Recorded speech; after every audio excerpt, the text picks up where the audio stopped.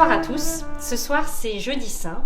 Nous ne pouvons pas nous retrouver à l'église, mais nous avons quand même eu envie de vous faire signe au grand tournant de cette semaine sainte. Nous avons eu envie de vous parler de cette rencontre particulière, de ce repas partagé comme on en vit peut-être peu ces temps-ci. Nous espérons que cette vidéo vous fera cheminer durant cette semaine, qu'elle vous donne à réfléchir et inspire vos discussions.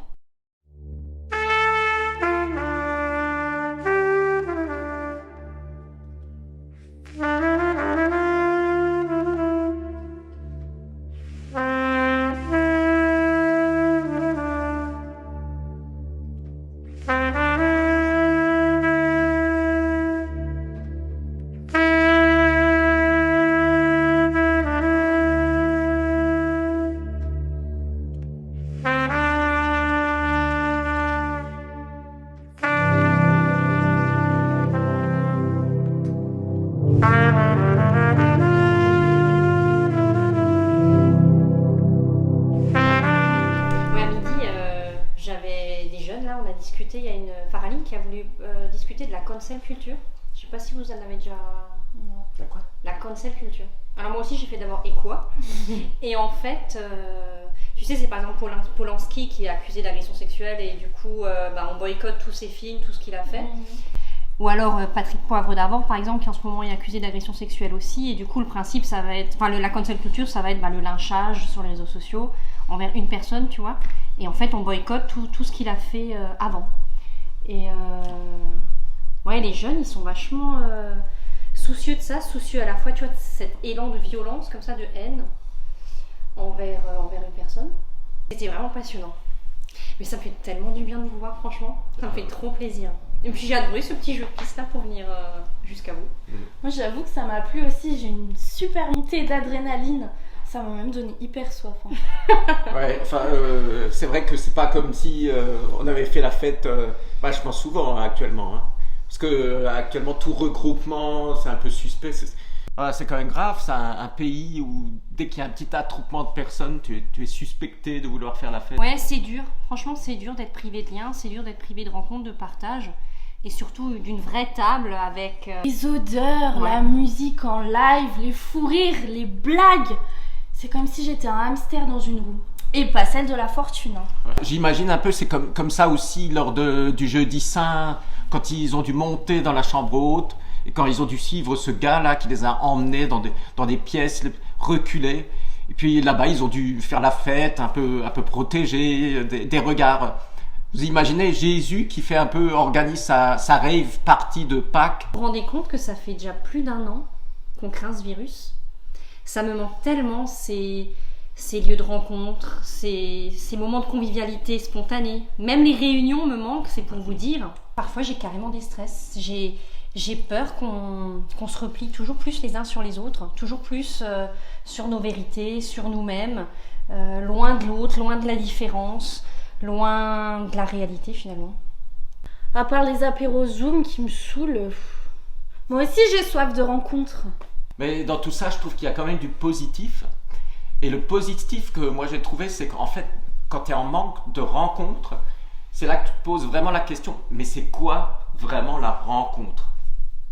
Tu savais que le mot rencontrer en vieux français, ça veut dire se heurter à autre chose que moi. J'adore ces rencontres, tu sais, celles qui te donnent du souffle, celles qui agrandissent ton horizon, qui t'apprennent des trucs, celles où tu te parles en vrai. Se heurter à l'autre, oui, mais pas trop quand même. Il faut garder ses distances.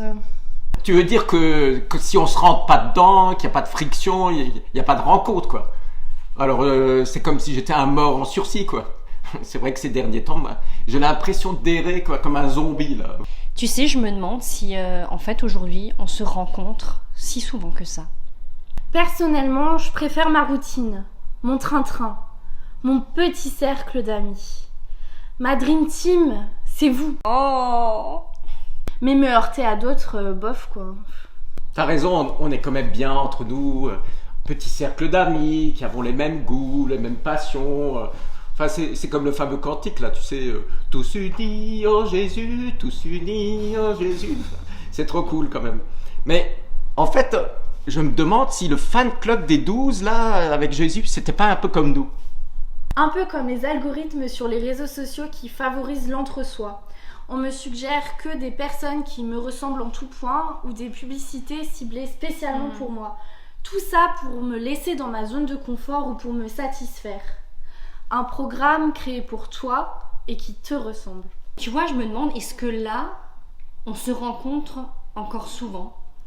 Ou est-ce qu'on reste plus qu'à la surface de ce qui va me satisfaire, de ce qui va me faire plaisir ?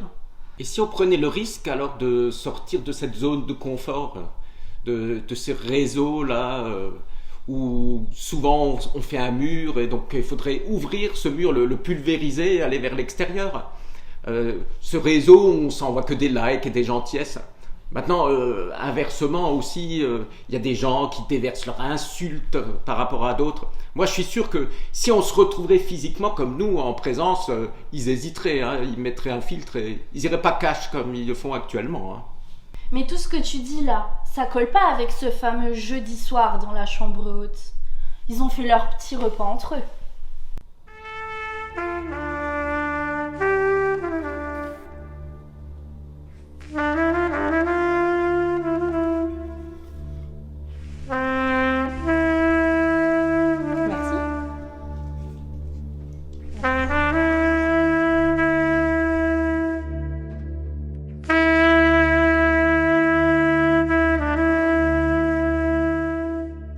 Bon, aujourd'hui on le sait, l'histoire va mal se finir.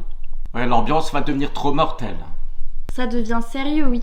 Mais ce qui me plaît dans la fin de l'histoire de ce dernier repas, c'est que Jésus va sortir de l'entre-soi et de son cercle d'amis en excluant personne. Il va les maintenir ensemble jusqu'au bout. Même Judas qui va le trahir et Pierre qui va le renier. Sans compter les autres qui vont déguerpir quand ça va devenir chaud. Heureusement qu'il reste les femmes qui vont rester jusqu'au bout pour accompagner Jésus.